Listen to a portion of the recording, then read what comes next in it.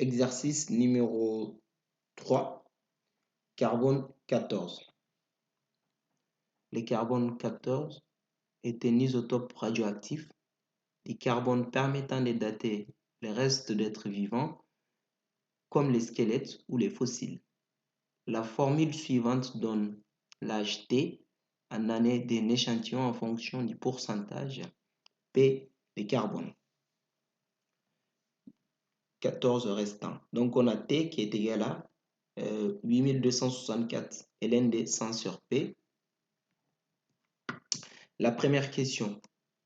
Les squelettes d'un homme néandertal contient 2% du carbone 14 initialement contenu dans ses os. La question, estimer l'âge de ces squelettes. Donc pour estimer son âge, on va regarder c'est quoi l'information que nous avons à notre disposition. Ici, nous on dispose de P. Donc on a P qui est égal à 2%. Donc P égale à 2. Maintenant on va calculer T, puisqu'on connaît la formule. On sait que T égale à 82,64 ln de 100 sur P. Donc, sachant P, on peut estimer l'âge en année qui va nous donner 82,64 ln de 100 sur 2. Et du coup, ça, après calcul, ça nous donne à peu près 32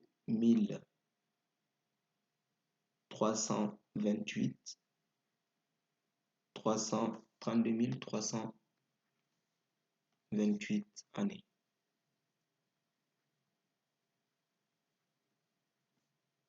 Donc T égale à ça, 32 328 années.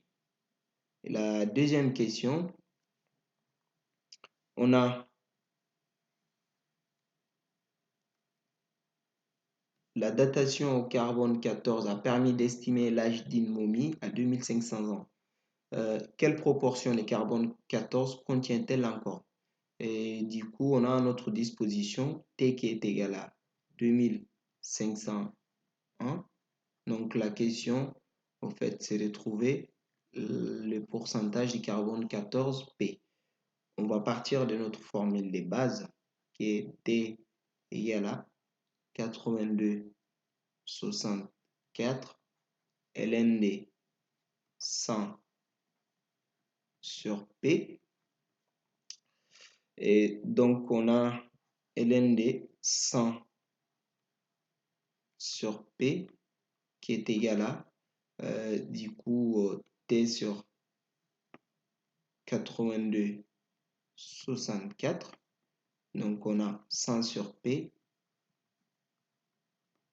qui est égal à, et du coup on va avoir exponentielle puisqu'on a dit ln de A égale à B, ça veut dire que A égale à exponentielle de B. Donc on va avoir ici exponentielle de T sur 82,64.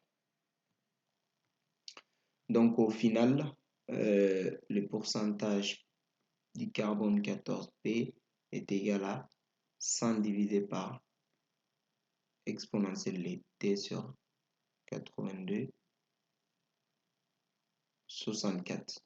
Et l'application numérique, ça nous donne P égale à 100 divisé par exponentielle de 2500 sur du coup 82,64.